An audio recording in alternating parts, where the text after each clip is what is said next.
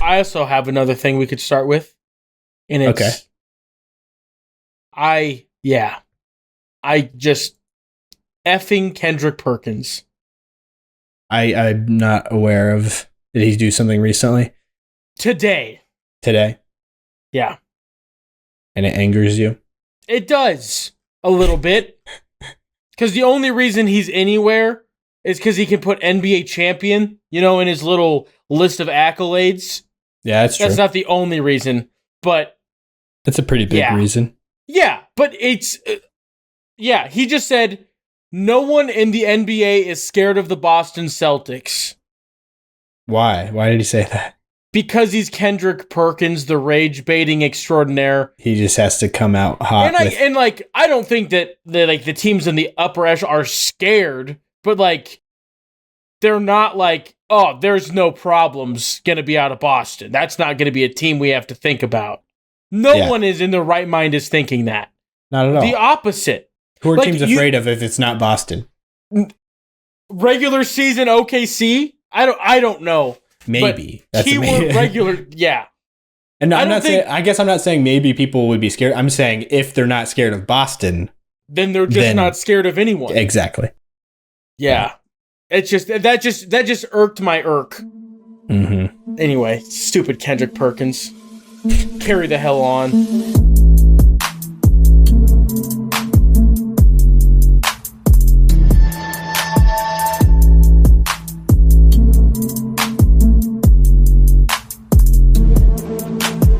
Hello, and welcome to the Yao Ming episode of the Hoop Theory Podcast, aka Episode 102, which is in honor of him being the first overall pick in the 02 NBA Draft. Recording this one on the evening of Tuesday, September 24th in the year of our Lord 2024. My name is Logan Wertman, and as usual, I am joined by my tormented co-host, Jacob Roth. Jacob, how does it feel to be on the Yao Ming episode? It feels good tormented, though. That's... Yeah, no rhyme or reason for this one. It just was next on my list of little adjectives I fleshed out when just brainstorming, Yeah, I don't feel tormented today, but I have in the past. That's true. Media days have started. I have no level of being upset. I didn't realize this until today when I was like, I should, in preparation for this episode, go look at other people's media day clips. There aren't any, because we're recording this, as you said, on the 24th of September. The Celtics had theirs today, and no one else has so far. Mm-hmm. It is the Celtics, and then looking at the schedule, the Nuggets, weirdly enough, are also going to have their own day. That is Thursday this week. And then Monday is literally everyone else. Yeah, they had our podcast in mind when scheduling this, is what you're saying. They intentionally thought about it, and they're like, this would be good. For Hoop Theory.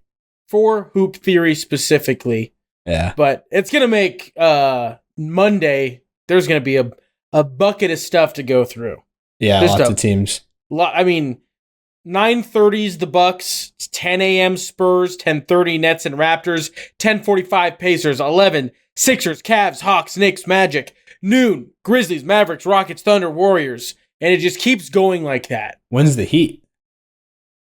Unfortunately, that is a to-be-determined time slot. They have not... Oh, really? I feel like that's like that should be the number one rating for any... Because what is Jimmy going to do? What is he going to look like? That's true. I feel like that's the first thing that comes to my mind when thinking about Media Day is like, what is Jimmy going to do this year? Every year it's something. The facial change that happened is... Jaylen Brown shaved his beard. Oh, really? So it's like super... is that picture you have there? It's like super stubbly. It startled me at first, but then I was like, it's fine. I also was like, getting rid of the flat top also was like, whoa, what's going on here? That's been a while now, though, shocking change is Nebraska's own Baylor Shireman has fully embraced Boston. He has shaved his head essentially to like a Peyton Pritchard type of cut from like the long hair that he had. The long locks. Yeah. Yeah, the more locks he has shortened it up. It is much shorter. looks like he is a Bostonite, I believe is the term. But yeah. Bostonian, maybe? A Bostonian, that's definitely the correct word. I'm trying to find a picture. There's also this was just juice injected into my veins. There's the 3 gold medalists all taking a picture with Larry in the front, good old Larry O'Brien. You've got all sorts of great stuff that is just exciting. I'm trying to find Luke Cornett had some all-time king of the podium quotes. Oh, that's that clip you sent me on Twitter. Yeah. Yes, and then I also sent, I can't remember if I sent it to you or because it wasn't the clip, it was text, and it was like, oh, coach says that, Brad Stevens actually said you're the ultimate teammate, talking about Luke Cornett and his attitude, blah, blah, blah, blah, blah, and he goes, well, that's just the president saying things in an election year. Luke Cornett is just an iconic human being that is... Oh, man, that's funny. Oh, man, he is just always, just ever present, always. Uh-huh. Just a fan. Nice. Big fan. And then we had a couple Joe Mazzulla quotes that are just Psycho Joe at his best. So, there's that. Yeah. For audio and honestly video watchers watching the episode, you guys can't see what's on Jacob's screen, but he's scrolling through and he's sharing his screen with me. So that's I'm seeing and referencing things that nobody else can see. I just realized that we did that a couple times, but yeah, just pointing that out for everybody. Anyways, we could probably get into the division here today, which is the Central Division of the Eastern Conference in the NBA. Going through the over-under lines, picking those. If you haven't listened to last episode, go check that out. That was the Atlantic Division. This one is the Central. So we have the Bulls, Cavs, Pistons, Pacers, and Bucks. Last episode was the Celtics, Raptors, Sixers, Knicks, and Nets. So starting off, though, we'll go with the Bulls to kick this one off. Their over-under line is 30.5, I believe. Is that the confirmed number at time of recording? As I mentioned before, it is September 24th. So 30.5 wins is the Chicago Bulls over-under line for this NBA season. So me and Jacob are going to have to pick over or under on that, obviously. That's how that works. But last season, how they fared, they had 39 wins out of the 82, with an over-under line heading into last season of 37.5. So they did just squeak on over their line. The power ranking, the Hoop Theory power ranking number, I guess, or ranking that they have, for the Chicago Bulls this year is 26th out of the 30 teams in the league. So not super great. I think they're going to be worse than last year. Obviously, that's why their line is so much lower than what the record was. But 31 wins, it's not like a lot, but it is when you're talking about a kind of a team that's looking like they might be a bit of a bottom feeder. A team that's maybe going to have a bid in there for maybe a top 5, lottery odds for Cooper Flagg in this upcoming draft. Oh, which think how sick that would be. Giddey, Flagg, Buzelis, old man. Kobe White, old man Vucevic. No. Vucevic, yeah. Vucevic, yeah. I shouldn't, but I mix people up, and that's not fine. But their name is the same, Jokic and him, but they say it differently just because someone started saying it differently, so they just roll with it. Yeah. People call Nikola Jokic, like everybody in Denver media calls him Nikola, because that's the way they've always said it, and Jokic has just never corrected anyone. And whenever they ask, he's like, yeah, that works. But then Vucevic one time at a press conference was like, no, that's not how you say it. It's Nikola. Nikola. Yeah. And then they were like, oh, well, Jokic says we were saying it right. And he's like, no, he's probably just like not saying anything. Yeah. But that could be a fun little squirrely group if things work, but that's not this year. Oh yeah. Yeah. That would not be this year. That would be the dream if this year goes as bad as we think it might. Yeah, honestly. And I don't think they have hopes for it going much better, honestly, because I don't think that's probably in their plans, really. Unless Josh Giddey turns into an MVP candidate this season or something, which I do not foresee. I think Giddey could make this line scary, but I don't know if he's enough to get it like over the top. Yeah. I think it's like the complete opposite of the system he was just in with OKC, where OKC was like a terrible fit. And even though it was a terrible fit, there were times when he was able to shine with SGA out of the lineup or just, while he was on the bench. And there was clearly a vision of like, oh, wow, this is what a Giddey team can look like with just him surrounded by shooters. Like, that's just kind of a pretty simple formula for good basketball. And that's what they have here in Chicago, with even Vucevic being a theoretical, at least, stretch five. He did not shoot well at all last season, like kind of fell off a cliff. But maybe that's just a fluke. Who knows? We'll see whether or not that trend continues. That'll be pretty big. But if he does have a spacing five out there, then that's a pretty big thing for the fit of this Chicago squad that I think is going to look pretty nice, honestly, when they're all playing basketball together. So, but I do feel like 31 wins is going to be a little hard. There's another team I'm considering in this division that I might use my stay away on. But this is also one of my stay away candidates for sure, because I feel like this is just a hard line. But I feel like for now, at least, I'm going to put it as an under in all lowercase letters, meaning it's not a lock.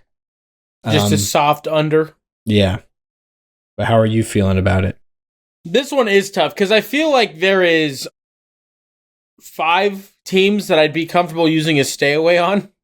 In this division, all 5. Maybe not 5, but like I don't feel super great about how any team, because I feel like every team has like questions, and we'll go into a lot of them. But like for Chicago, how good does Giddey look? Because that makes this that makes it tough. I think I'm also going to lean slight under. Mm-hmm. But like as we go through, there's like one big question that I feel like I have about every team, and if it goes good, I almost always feel the over. But if it doesn't go, I'm like, oh, that's the under, which is just, I think, my definition of a stay away. That's what I did with the Sixers in the last episode. Spoiler. Just if there's like too big of a question mark, I just stay away from it and not lock it. But like just about every team has something where I'm like, I'm not sure like how I feel. So I'm going to go a soft under, I think, on the Bulls. I just think that it's going to be like, I think Giddey will be better and it'll be a close line. I just don't. I think everyone's just too good. They're the best bottom feeder, but they're still a bottom feeder. I think that's a pretty good way to put it. Yeah, like they're like the team that I feel like will be no one's super worried about. We talked about this with the Raptors last, but I feel like it's like a different level than like the Bulls are in a tier below the Raptors, where there's like you have nothing or nothing proven. There's no hope for you. And I feel like the Bulls might be the best of that tier. Mm-hmm. Maybe. Yeah. So, still not super high on them. They will not get to last year's record, that's for sure. They lost DeMar DeRozan. I don't know if we've touched on this. DeMar DeRozan went out to the Kings. It was for cash, 2 second-round picks, and Raquan Gary, because it was a 3-team trade. I don't even know who that is. Raquan Gary. I know that Harrison Barnes went to San Antonio in the trade. So that's interesting. I guess I didn't even notice what the Bulls got back for it. I never even really looked at that. But 2 it was seconds, not much. Cash, and I'm gonna guess it's Raquan Gary, yeah.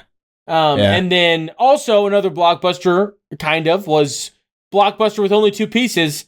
Alex Caruso went to the Thunder, and Josh Giddey, as we've talked about, is now a Bull. And they also drafted Matas Buzelis. Mm-hmm. And that is going to be exciting. I feel like, I don't want to say he slid in the draft, but it feels... he definitely did. 11? Yeah. I mean, he was a year ago, he was being talked about as maybe number 1. But I guess slid is maybe the wrong word.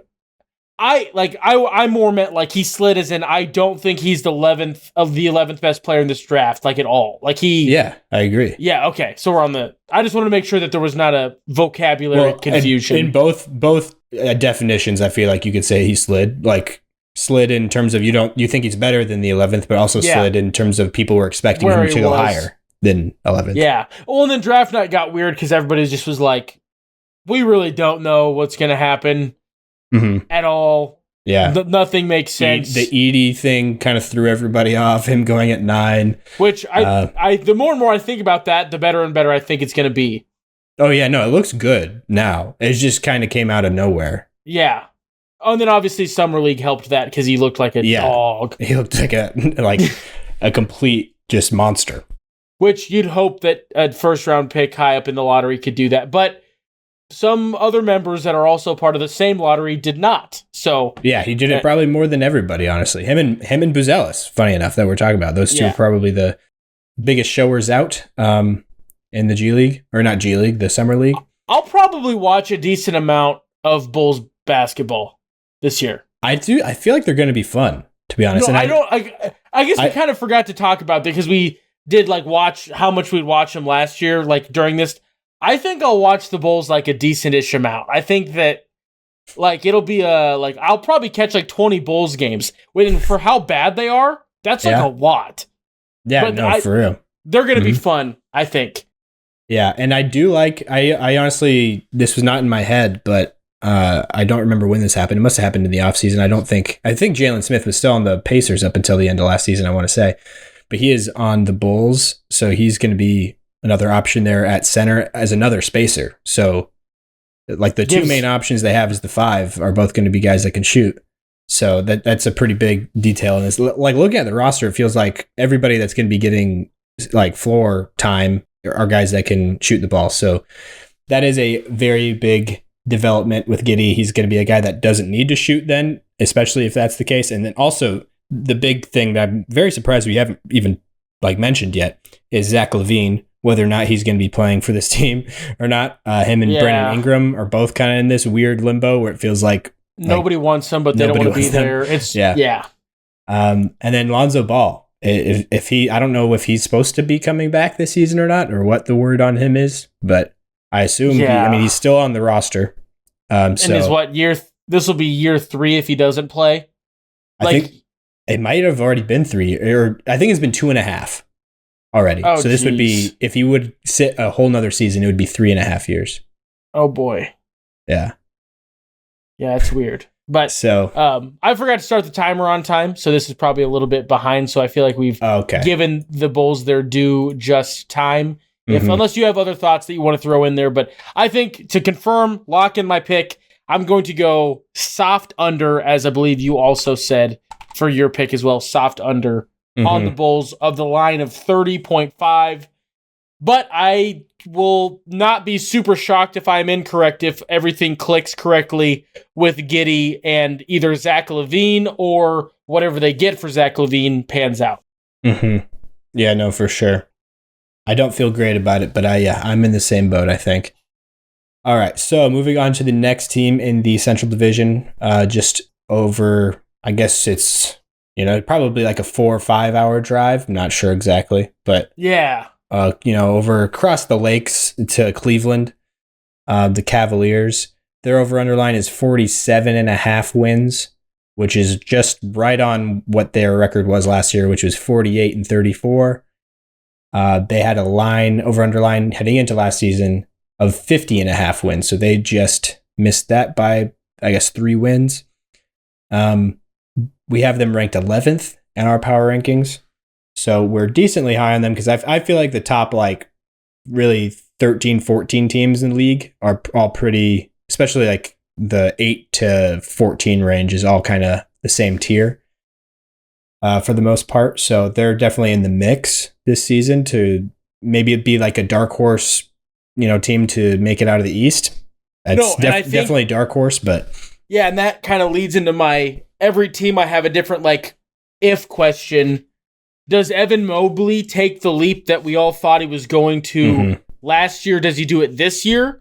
Because if that happens, I'm slamming the over button as hard as I can. But if that doesn't happen, I don't want any part of this line. Because how much is everyone going to play? What are we getting out of Jarrett Allen? Is Donovan Mitchell going to continue to be happy? There's just so many things that I don't know. Continue to be unhappy or happy? Well, he said he's happy, re-signed. Gotcha. So yeah. Same kind of idea. Like, what is his temperament going to be like as we are getting to the trade deadline? Where is he going to be at? Is he going to be like, trade me? I got a 3-year deal. Somebody will want that instead of an expiring contract. I don't want to be here anymore. But if Evan Mobley steps up, I can't imagine that would happen because things will be going very good if that happens. So it's a tough one for me. But you're going into last season, you were a lot more of a Cavs guy, specifically an Evan Mobley guy. How do you feel about this 47.5 line as what we see it right now? I feel like it's pretty attainable. I do feel like a big question mark or a big thing looming over this next season is the pairing of their players, like the overlap they have between Mobley and Allen. Them both being non-spacers, trying to play them both together is just a bit clunky. I feel like if this movement was being made for like you want to build a team around Mobley, like if the Cavaliers' main priority was Mobley's development, they would have shipped off Jared Allen a while ago in exchange for a piece that would be more complementary to Evan Mobley, and allowing Mobley to just be the 5, play Draymond. Yeah, exactly. Or Bam Adebayo, basically, Jarrett Jackson Jr. Get just a big 4. Yeah, go play that role and play the 5. And so I feel like if that happens, and last year, the examples that we saw of like the Cavs it was a tale of like multiple seasons, like basically, it was like they had these little stretches where they looked like a completely different team. When they were all healthy, they looked really bad. So bad that literally their starting 5 was like one of their worst lineups in terms of like net rating and everything like that. That's not very common for your starting 5 to be one of the worst lineups that you can roll out. But it is just because of the fit like issues and the way that they don't really make sense together. And then when they had so many injuries, they were just kind of forced to play some pretty long stretches with lineups out there that just make more sense, even though there's like players that aren't near as good, like you're swapping in Dean Wade for Darius Garland. Yeah. Like, it's like that's obviously a drop off in terms of talent, but it makes more sense having Donovan Mitchell just be like the key piece in the backcourt, and you have Dean Wade as a spacing like big guy who he can be a big and a wing at the same time. And just has a great 3-point shot. Exactly. It just makes more sense. And then also there was stretches where I think Mobley had some injury problems, but also definitely Jared Allen had some injury issues. And it seemed like it was never like sometimes it sidelined him, but a lot of the time it was just like a lingering, they don't look 100%. There was times where they didn't play, but even when they were playing, it was kind of like Embiid in the playoffs. He's just like, well, he doesn't look 100% at all. This does not feel great. But when they were making that push at the end of the season, they just kind of had guys out there definitely hobbling through. But every team gets to that to a certain extent. But yeah, no, for sure. I think the big stretch where they had 2 guys out, I want to say was Garland and Mobley were both out down the stretch of the season. It's like whenever 2 of their guys are out, and so the guy that clashes with them just has all of the room to work. It just seems to go way better for the Cavs. So I feel like there's definitely some trades to make, especially with the 2 bigs. I think that's the main clash that I would like to see fixed. I do feel like Garland and Mitchell can probably adjust a little bit and figure things out more than they have so far. So, but overall, though, even with them all 5 together, I do feel like people are underrating what they can be as a 5-man group just because of the level and amount of talent. It's kind of like watching Team USA this summer. It's like, yeah, this starting 5, sometimes having all stars out there, it's not like the best fit, but like you can have a broken set just end up with like a bailout 3 from one of the best shooters alive in Kevin Durant or Steph Curry, like stuff like that. Obviously to a lesser extent with this, but it's just a lot of talent out there that can make things work, even if it's not pretty all the time or like in system, to use like a volleyball term. Yeah.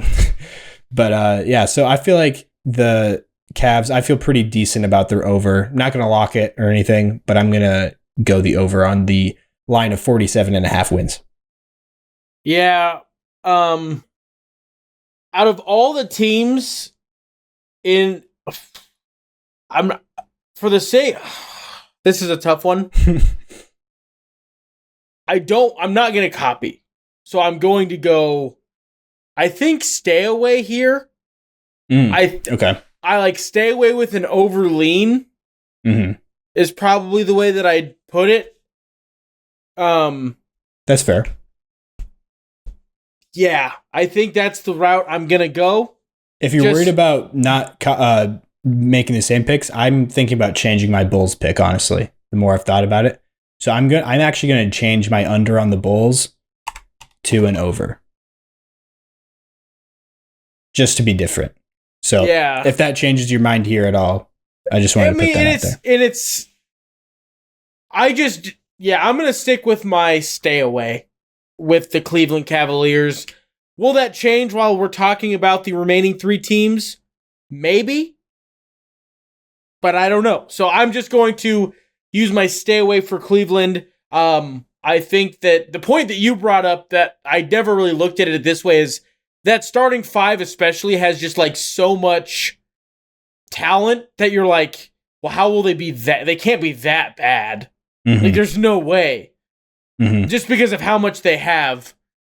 And it does also bring up the interesting, like, it gives them a lot of avenues trade-wise on who they want to move and stuff like that. So I'm still going to do the stay away, but Cleveland will definitely be a difficult out at any point. They're just kind of in a weird point. 11 feels like low, but it's just because of how good the top 10 are. So yeah, for sure. So you want to stay away? That's your final pick? Yes, that is what I will lock in right now. All right, sounds good. And I guess we didn't really mention anything about their roster, but I can run through that. I did notice that Tristan Thompson is still on the roster, which surprises me that he's still under contract for yet another season. Because he's been in and out of like studio shows, like he has 1 foot in, 1 foot out of the league. It feels like where he's like he's starting his retirement plans, and then a team pops up where it's like, oh, actually, we could use just a bruiser, a rebounder, somebody because we have an injury or something like that, and he just goes right back in there. So it's funny that he's starting a season now on a team with somebody as opposed to just the filling in. Yeah, exactly. In the middle of the fact, but pretty much a lot of their big offseason moves were re-signing people. Donovan Mitchell was the big question mark. They got him for $150 over 3 years. Mobley also got his rookie extension, $224 over 5, and then Jarrett Allen, they also gave him money. $90 million or $90.7 million, which I thought was a really good deal. Yes, other than the fact that if you brought up fit-wise, it's not ideal. Oh, yeah. But just in a vacuum for Jarrett Allen, I think that is a very good number to have Jarrett Allen on your books. Yeah. Yep. And then Jalen Tyson was their draft pick with pick 20. Yeah, which I don't mind. I kind of like him, actually. Yeah, he might crack I don't think he will be a game changer for Cleveland, as almost no one in this draft will be a game changer for any of their teams. But I feel like he could potentially provide something, especially if he develops a little bit, making his way through the draft there. But that does it for Cleveland for me. Do you have anything that you would like to add? No, I'm good with moving on to the Detroit Pistons, which this one is much more of a direct shot drive-wise. It's like just a couple hours up whatever lake that is. I'm not sure which one of the Great Lakes that is, but they're on the same one. Detroit Pistons is a team that were kind of the laughingstock of the NBA last season. Honestly, just of sports. Like, they were kind of the laughingstock in sports in general, if I'm being quite honest, with their record-breaking losing streak, which I think we touched on last episode, actually, if my memory serves. But they hopefully are going to have a better season this year. I think their line last year, I do have it here, it was 28.5 wins last season going into the year. They ended up winning 15 games. At one point, they were 2-29. So they were on pace for 5 wins maybe. something like that. So it was looking really, really rough there. Kind of just fell flat on their face. I really thought they were going to be a decent young team, like make a push for a play. I took the over on them and locked it last year. I locked the over on the Pistons for 28.5 wins last season. And that ended just terribly, worse than you could ever imagine. So that's why this year I'm going to use a stay away, because even though their line is much more, friendly at 22.5 wins is all they need. They won 14 games last year. Oh, they only won 14? Yes. I guess I was just going off of the top of my head when I wrote this down, 14 or 15 games. No, I was like worried because a little PowerPoint thing had 14. So I do have it there. Yeah. I didn't even look at that. I just was double checking to confirm. They went 14 and 68. Yeah. So even worse than I previously had thought. But that's why I think that 23 wins is not a guarantee. Like, if anything, we've been proven that from this Pistons team that you can't be too sure about a positive thing with them. I even though I feel like they're not going to have the season they had last year, they're going to be better. I don't feel confident enough to really put the over on it. So that's why I'm going to go stay away for the Detroit Pistons. A little bit of a different team. They changed coach. JB Bickerstaff is now the coach. They've got him locked down for 5 years, which also coincidentally lines up with their star player Cade Cunningham's rookie extension, as he got that $224 over 5 years. Tobias Harris was also a lethal scoring assassin they brought in on a 2-year deal, which $52 million for 2 years isn't the worst deal for Tobias Harris. I feel like that's pretty solid, decent value. They took Ron Holland with the 5th overall pick. But is he injured? Like, is he not going to be able to play this season? Or am I mixing up people? Familiar.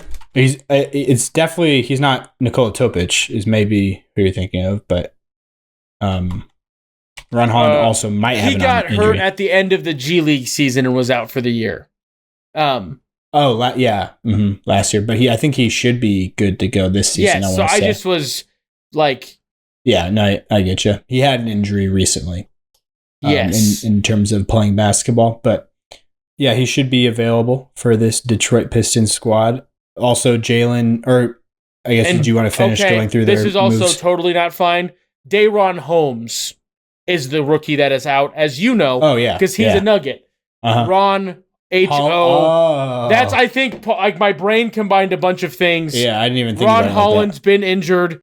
D.A. Ron Holmes. Yeah. Yeah, he... different people entirely, but my brain just connected dots that didn't need to be connected. So he will be available for them. That'll be an interesting one. Kind of like, he felt like the most raw, like, yeah, he should be something, maybe, probably. But it just felt like a very Detroit pick where there's no certainty to it at all. Just, who knows? I know a lot of people talked about it as if it was a little bit of a reach. I'm not too sure. I'm honestly not as big of a, like, I don't know enough about Ron Holland to really have much of an opinion. But from what I do know, it seems like he is kind of a little bit of a jack of all trades of somewhat and kind of a master of none. And like almost not a great way in a lot of people's purview. Yeah, like he's kind of just like a doesn't do a lot of things all that great. So it's hard to find a role in the NBA when you can't really bring a certain thing to the table as like, oh, this is what I do really good. But he has good size. It's kind of like a theoretical, player. For the most part. Then they also were able to bring in Paul Reed, and they traded for Tim Hardaway Jr. And I don't believe he got bought out. So that'll be a veteran presence. Is it the type of vet you want? I would wager no, but I don't know.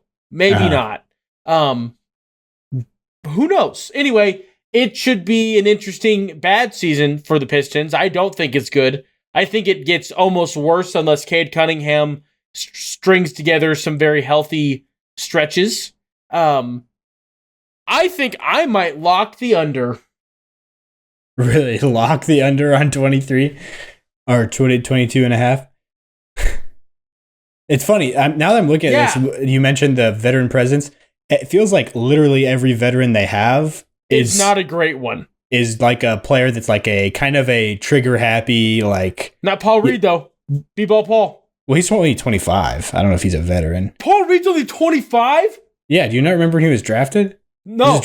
He was drafted really old. Like, I think he was like a 4 or 5 year guy in college. Oh, yeah. So it's only been a few years. No. I don't know if Daryl Morey drafted him in Philadelphia. So it's been since Daryl Morey got to Philadelphia. I don't know if my brain combined like Paul Millsap and him into one person. I don't know. But no. Yeah. Him and Max Strus were teammates at DePaul. Okay. Paul Reed and Max Strus. But yeah. Anyways. But I think Max Strus is a decent amount older. I want to say Max Strus is maybe 26, 27, something like that. But yeah, they're veterans though. I would say are Malik Beasley is one of them. Tobias Harris, like we mentioned, Tim Hardaway Jr. So all three of those guys are guys that are kind of gunners, not super great ball movers at all. Simone Fontecchio is the one vet that it's hard to even call him a vet because this is going to be his third season in the NBA. Yeah. Because he came over so late from Europe, but he's 29 and he's very like team basketball type of guy. So that's a good one. But other than that, yeah, not a whole lot there in terms of veteran leadership. We have them at 27th in our Hoop Theory Power Rankings. And I feel like in almost any other year, they would be 30th. Like if the Nets weren't so bad. And the two teams that we have not talked about yet are so atrociously bad. This team is in the running to be that terrible. Yeah, I hope that they beat this line and don't get Cooper flagged because that would make me sad that he's getting sent there, of all places. I do think what separates them from those other three teams, though, below them, is this team has the best player by far. Oh, yeah. Cade Cunningham is better than anybody on any of those other rosters. Well, then you could also argue that Jalen Duren is also like a pretty solid player. Asar Thompson. They have a good core. They just, and maybe Bickerstaff will just take the transgressions of Monty Williams and scrub them out. Yeah, like they've got guys, weirdly enough, also have a lot of like, we have two people that do the same thing. All of their vets do the same thing. We talked about it with Cleveland, but there's a lot of overlap in terms of skill sets and stuff. Like with Cade and Jalen Ivey, that's like a big one to think of. But anyway, I'm not super high on the Pistons. I think I'm going to stick with my lock of the under because I don't feel really confident about any of the things in this. There's one that I see and I don't want to keep changing. Maybe I just do my under and then,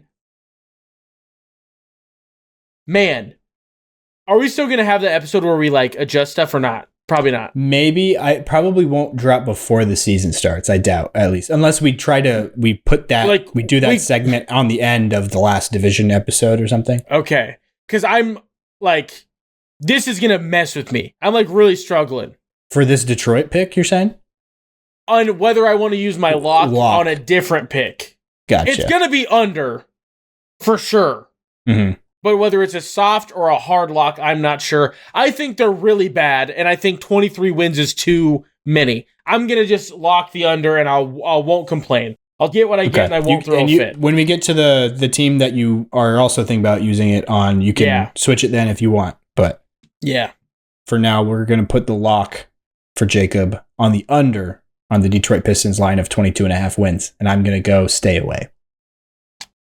But yeah, this year though, I feel like Cade Cunningham, I don't know if I picked him as my guy for most improved player in our episode that we did, but he would definitely be one of my guys at the very top of the list for guys who I could think could come out swinging and have like finally a healthy, not super weird year. Maybe would be a good start. But yeah, so on to the next team in the Central Division. The only team, going back to the geography thing, the only team of this division that's not on one of the Great Lakes, that is the Indiana Pacers, located in Indianapolis, down there in the very heart of the state. Their line is 46.5 wins, so they need 47 to hit the over, which is exactly what they won last year, 47 games. The only difference is their line last year heading into the season was 38.5, so they kind of smashed that. And we have them ranked at 13th in our power rankings. So another I feel like a lot of the teams in this division are kind of just in the middle. There's a couple, bad ones with the Bulls and the Pistons, and then we have two that are in the teens. But with Indiana, though, it's really just dependent on injuries and stuff. It felt like when Tyrese Halliburton was healthy and they had things rolling last season, they were a really good team, winning a lot of games. And then when he was out, and even when he came back after the injury, they were just kind of a slower, not near as good team, especially with him as a scorer. He just was not really pressuring the rim in the same way and not really getting a lot of separation, off the dribble. So that's definitely going to be a thing to monitor. But having their first full season with him and Pascal Siakam paired together will be interesting to see. I do really like those guys as a pairing. I think Siakam just gets an easy extra 6 points per game being paired with a distributor like Halliburton. So I do really like that pairing. So I'm feeling the slight over, but I guess what are your thoughts on this one? I am in love with the Pacers. They essentially are just run it back. Mm-hmm. Let's roll for better health and hope for better health. Let's just gamble on ourselves type of thing. They brought back, or they signed Siakam long term. Obi Toppin, Nembhard, TJ McConnell, all on pretty solid deals, I think. Toppin and Nembhard both at $58 million, 1 for 4 for Obi Toppin, Nembhard for 3 years, and then TJ McConnell came back for $45 million over 4. So just brought a lot of guys back. I think if Halliburton comes back and looks even 70% as good as he did in that first stretch, they'll get to this line pretty comfortably, I think. If it just is able to go through a whole season, I really like what they've got going on in Indiana. I think that they are the most, just because of the guys they have, getting Siakam to be a part of what they've got going on a whole year. Halliburton could step up a little bit. I just like what they have there, and I'm going to go with the over, I think. I think they'll just be maybe not a 50-win team, because that's you can only have so many of those. Obviously, that's how math works, but I just feel like this is going to be a really solid team that'll be a little bit better than last year. Mm-hmm. Okay, yeah, I like that. And did you mention Ben Mathurin coming back? Yeah, I didn't say it, but yes, my brain, yeah. There's just a lot of things that are there's some teams where you're oh, they have the exact same line as what they got last year, and you're not. This is a team where I'm that will be the floor in my brain almost, unless there is obviously injuries and stuff like that. But that's almost just the floor for me. Yeah, the only thing that scares me about that is just other teams that I feel are going to be better, like the Knicks and the Magic, rising up, and the Sixers for that matter. Just less room for wins in the Eastern Conference. But I do really like Indiana, the squad they have there. So don't mind that at all. I think, we both went over on that one. I guess we can take a look at their roster. I don't think I did that yet. Any names that might pop out to me that I wasn't expecting to see? One of the rookies, Johnny Furphy, the guy out of Kansas. Kind of forgot they got him. James Wiseman is on this team. I don't know if he will be involved at all, but he is on the roster. He's Walker, a size guy to have, which is never a bad thing. Mm-hmm. Even if it's just a body that you can use as foul bait. if push comes to shove. Because that's one thing that a lot of teams will run into issues when you're playing the Jokic or the Embiid or the Giannis, even to a certain extent, is not having the size to build that wall and get in the way. Mm-hmm. That can make your job a heck of a lot harder. But also, the Pacers, they were just we're going to score 150, race you there. That's kind of how they won games when they were winning games. Yeah, exactly. And it worked for them against just about everybody. Mm-hmm. But I think that they got something figured out in the playoffs. Granted, they didn't have everybody, but some defensive stuff that worked out for them in the earlier rounds. And then, we saw it work kind of against the Celtics. They got swept, but I think that was the Celtics' hardest series. Yeah, I think Siakam helped out a lot on the defensive end since they got him. Kind of giving, not even as an anchor, but giving them like a very switchable piece. Yeah, anchor's the only word I can use. And then everybody else just was like hair on fire, energetic after the ball. So it'll be interesting to see how things kind of continue another year for Indiana. I'm high on Indiana, but I've also been wrong quite a few times before. So yeah. But yeah, the other guy I'd like to mention really quick is Jarris Walker, because he's a guy that a lot of people were pretty high on in last year's draft, but didn't really see the floor all that much in his rookie season. So him coming into this season, kind of after like a little bit of a redshirt year, maybe as more of a contributor this year, is a guy to, I think, watch. Could be a difference maker for the Pacers, to be quite honest. And Ben Shepherd, I feel like he's just kind of a pretty high floor, low ceiling type of guard/wing. They roll out there as a 3-and-D guy. So, he's pretty replaceable, but I feel like he is also serviceable in a rotation that if you're trying to go, 9 or 10 guys deep, he is not a bad option there. James Johnson is still on the team? Yeah, he's basically kind of like what Udonis Haslem was for Miami, to be honest. James Johnson is like the bully that is just supposed to protect, like Tyrese Halliburton, who pisses off a lot of people, honestly. Tyrese Halliburton talks quite a bit when he's rolling. So somebody but he's to get smiling involved the whole time. I think that makes people double mad. Exactly. That's what makes people so mad, is he's like happy while talking trash. Yeah. No, it's easy to be like when you're good to have like a guy, but even if he was like bad, I think that he would just be one of my guys. Tyrese Halliburton? Yeah. He's just yeah. No, like if he's like the low that we saw last year, like couldn't really attack very well, was just a good distributor. If that's all he's able to get back to, which I hope it's not, he is one of my guys just because of the way he does stuff. It's just entertaining. Just yeah. Did you see the thing he did at I think it was a WWE event or something? He was talking into the mic at Orlando Magic fans. No. Oh, you didn't see that? I kind of thought that might have been where what you were just saying was coming from, but oh no, it's just it's more like on the court stuff. And like when you're watching a broadcast, you can kind of see some stuff, but it's a lot easier to see it when he's smiling ear to ear and you can see him talking and it's not to his teammate. It just is. It's just fun. He was brought out for some reason at a WWE Pat thing. McAfee is a sports guy. Yeah, does a sports show. He's based out of Indianapolis, and I know that him and he's a big guy in he does stuff for WWE.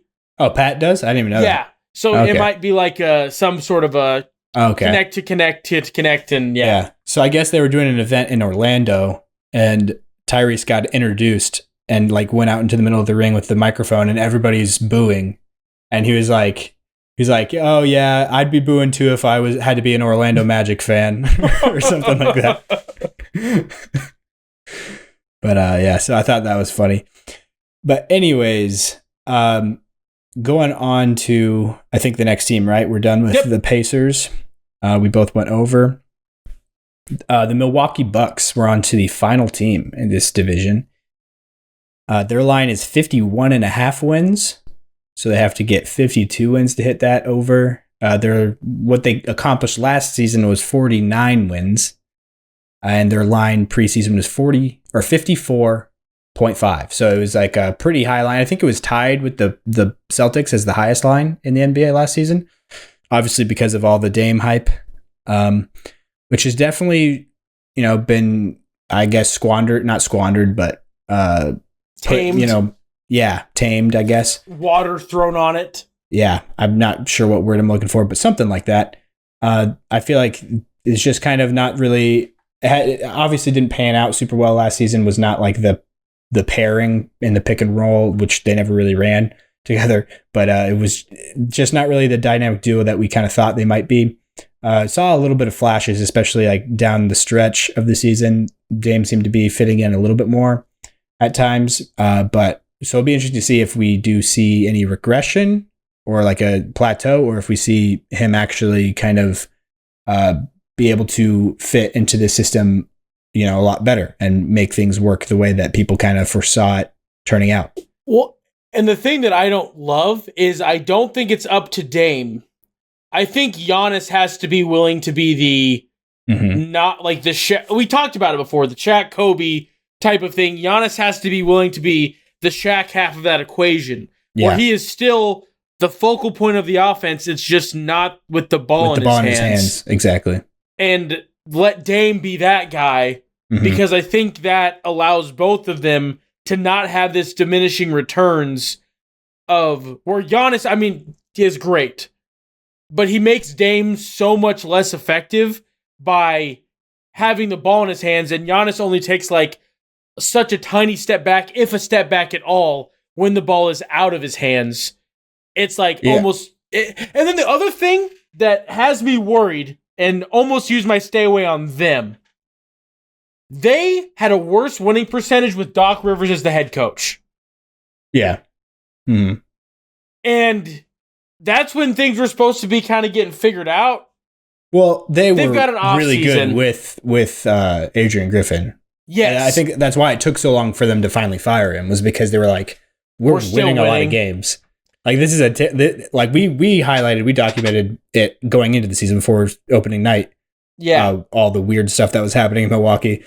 And so like that right at the beginning of the season was obviously like what do we do? And then they were winning right out of the gate for the most part. And so it was like, well, we can't, it feels wrong to fire him. If he's winning. Yeah. And they were probably just waiting, maybe like seeing if the situation would blow over, but it just would not.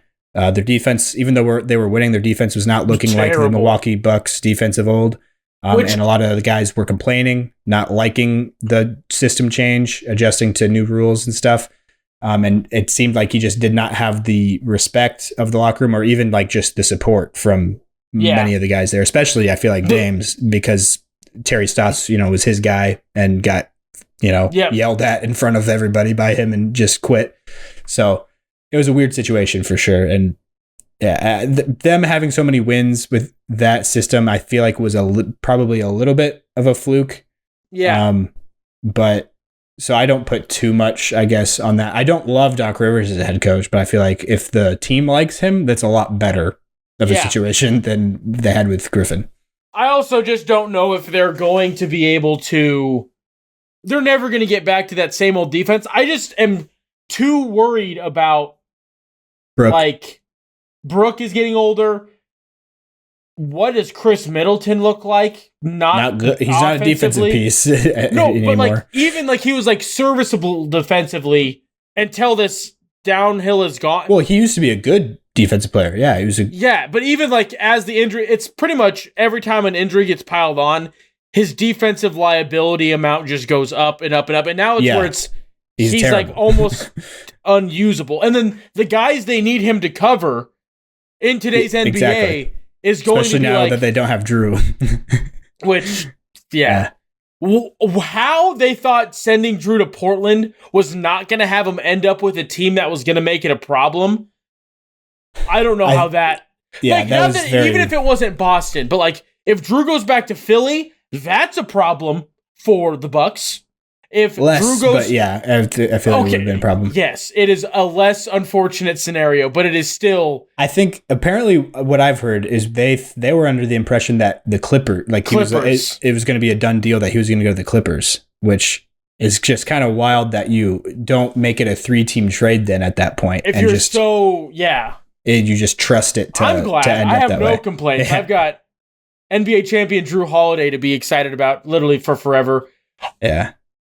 We'll talk about it at the end. I have another little thing that is Celtics delusion. So people can tune out if they don't want to, but media day has me feeling some type of way. Anyway, back to the Bucks. This was almost my lock. Me too. I guess I haven't even used my lock yet. I think it is my lock. Have I used my lock?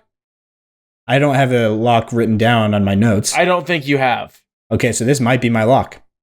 Yeah, I just and there's things where I'm like, okay, let's say that the Dame was not the start of a downward trend. Giannis is analyzes, okay, I need to step back, let Dame have the ball. This team is going to be a huge problem every night in and night out. Yeah. That's a ginormous if. The other part of that if is, are all of the old people around them, older, aging people, going to like not fall apart? Pat Connaughton is getting old for the type of player he is. Yeah, and last year was like a real wake-up call of like, he's probably not a rotation guy anymore. And they went out and got Gary Trent Jr., who's not they did like, really good on the margins, I feel like. Like, they made it work with what they could. But all of those guys are minimums, aren't they?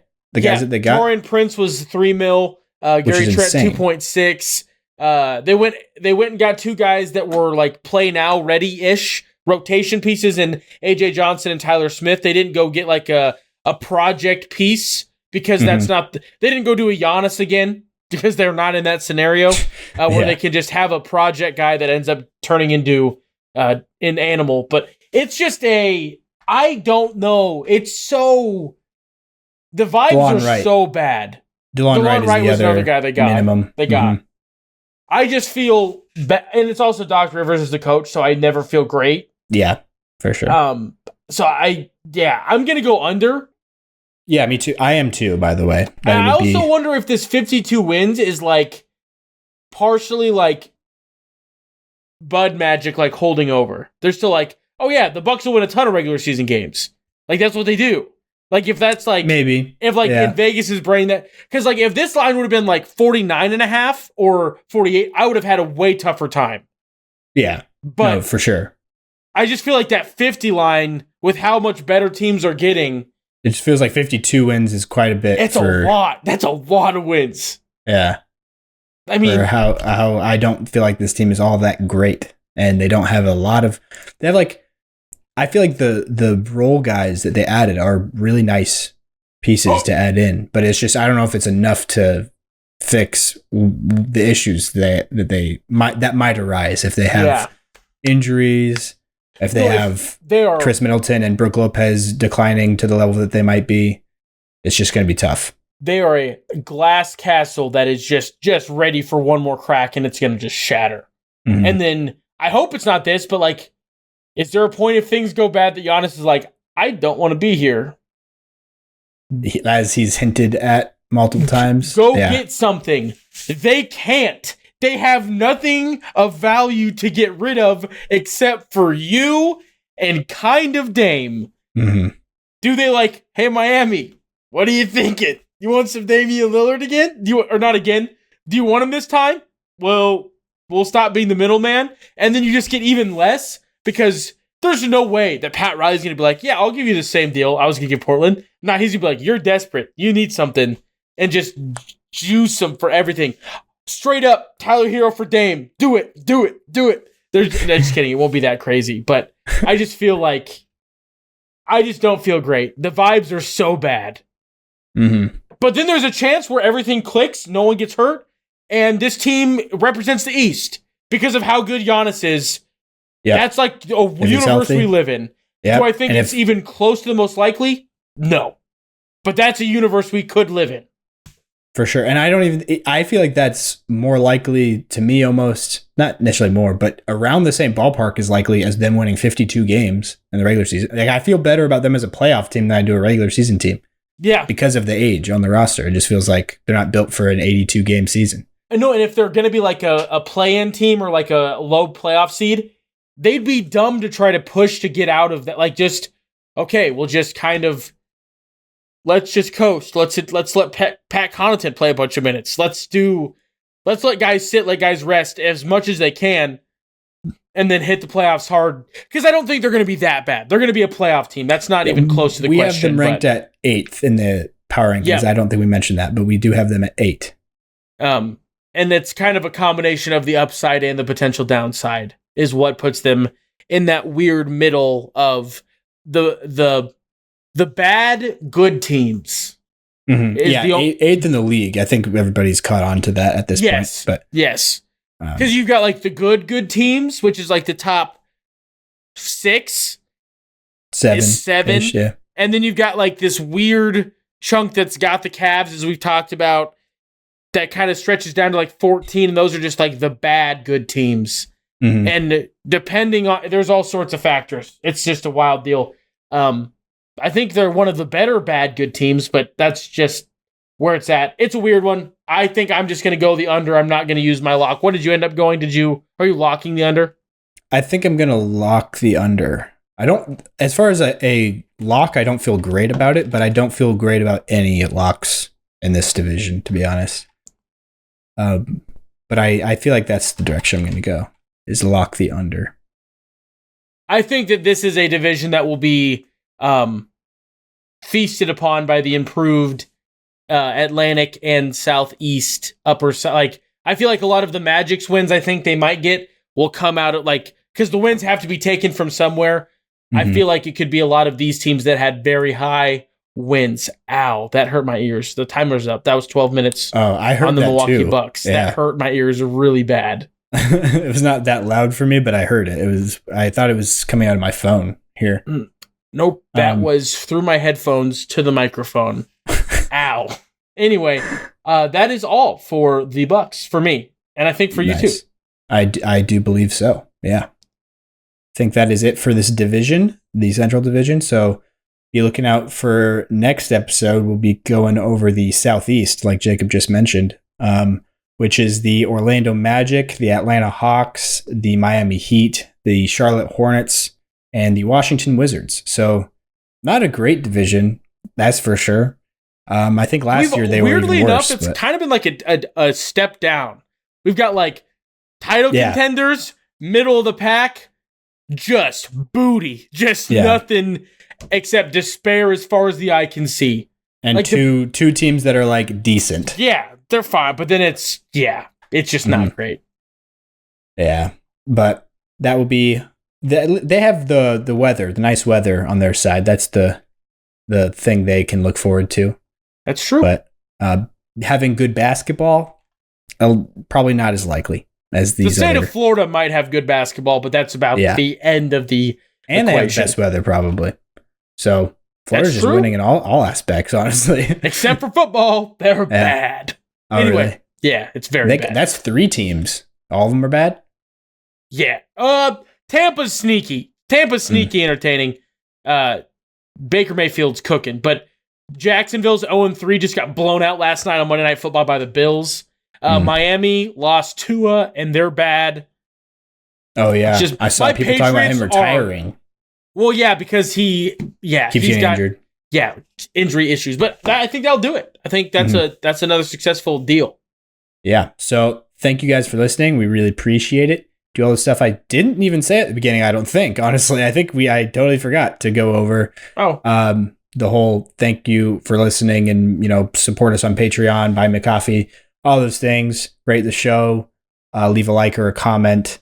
We would truly appreciate it. Yeah, it would help us out a lot. And mailbag, hit us up there, hooptheory.mailbag@gmail.com.